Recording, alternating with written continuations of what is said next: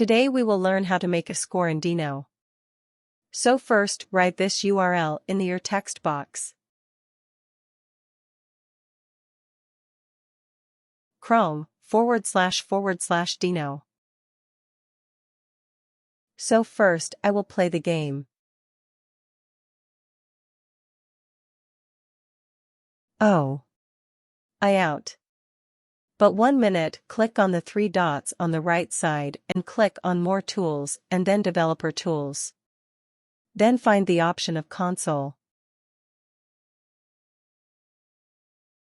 And write runner.instance_.gameover equals function. And then hit on Enter if you do not find this, so it means you write incorrect.